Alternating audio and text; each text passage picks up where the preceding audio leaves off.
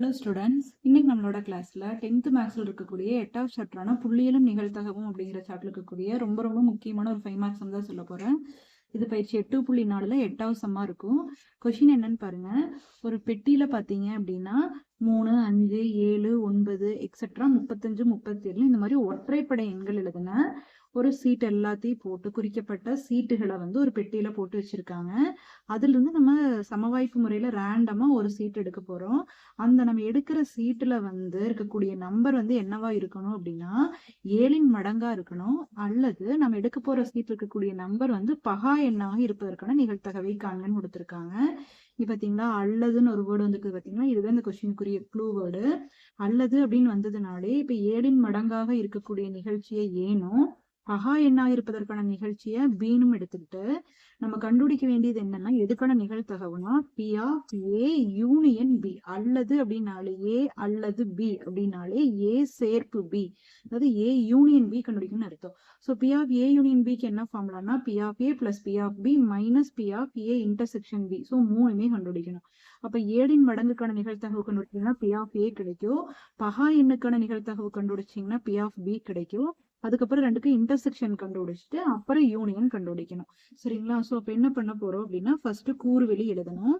கூறுவெளி அவங்களே சீட்டுகள் கொடுத்துருக்காங்க இல்லையா, அதுதான் கூறுவெளியில வரும். அந்த சீட்டுகள்ல என்னென்ன நம்பர் எழுதி போட போறாங்களோ அதுதான் கூறுவெளியில வரும். ஸோ 3, 5, 7, 9 எக்ஸெட்ரா 35, 37 வரை இருக்கக்கூடிய நம்பர் தான் கூறுவெளியில இருக்குது. ஸோ எவ்வளவு நம்பர்ஸ் இருக்குதோ அதுதானே என்எஃப்எஸ். ஸோ எவ்வளவு நம்பர்ஸ் இருக்குன்னு பாருங்க. ஒற்றைப்படை எண்கள் தான், ஆனா ஃபர்ஸ்ட் நம்பர் 1 மட்டும் இல்ல பாருங்க.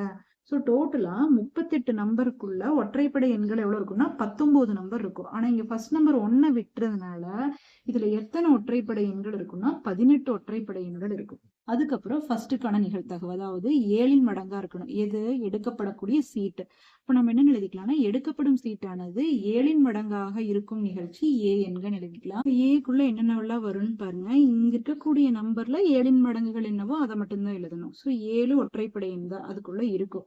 அடுத்து 2 7 14 இரட்டைப்படை எண், அது இந்த கூறுவெளிக்குள்ள இருக்காது, அதை எழுதக்கூடாது. 3 21 அதுக்குள்ள இருக்கு, எழுதிக்கலாம். 4 28 இருக்காது, இந்த கூறுவெளிக்குள்ள இருக்காது, எழுதக்கூடாது.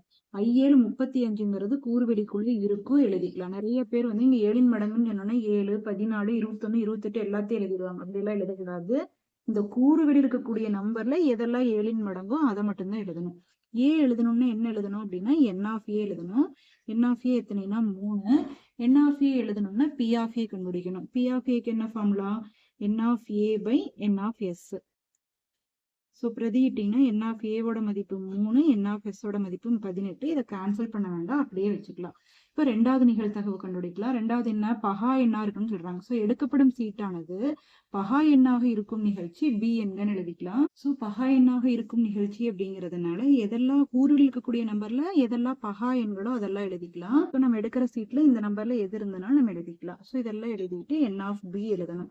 என் ஆஃப் பி இதெல்லாம் கவுண்ட் பண்ணி ஆஃப் பி எத்தனைன்னா 11. என் ஆஃப் பி எழுதணும்னா என்ன எழுதணும்? பி ஆஃப் பி எழுதணும். பி ஆஃப் பிக்கு என்ன formula? N of B by n of S. So n of B by n of S அப்படின்னா என்ன பிரதிட்டீங்கன்னா என்ன வரும்? 11/18 வரும். ஸோ இதுவும் கண்டுபிடிச்சிட்டோம். அதுக்கப்புறம் நான் என்ன சொன்னேன்? A intersection B. இதோட சம்ம நிறுத்திடக்கூடாது. அல்லதுன்னு வந்ததுனால ஏ இன்டர்செக்ஷன் பி கண்டுபிடிக்கணும், ஏ யூனியன் பி கண்டுபிடிக்கணும். ஏ இன்டர்செக்ஷன் பில என்னெல்லாம் பொதுவா இருக்குன்னு பாருங்க. ஏக்குள்ள 7 21 35 இருக்கு. இதுல 7 மட்டும்தான் பகா எண். அப்ப ரெண்டுலயும் பொதுவா இருக்கக்கூடிய ஒரே உறுப்பு 7 மட்டும்தான்.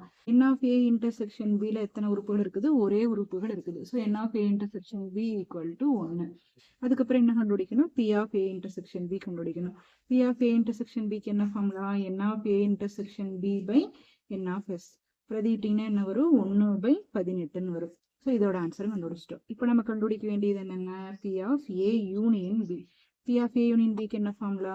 P of A plus P of B minus P of A intersection B.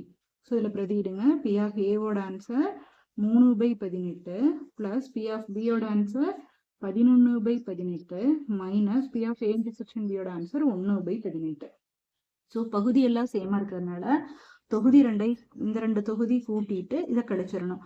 11 3 14, 14 1 போனா 13. ஸோ 13/18ங்கிறத இதோட ஆன்சர்.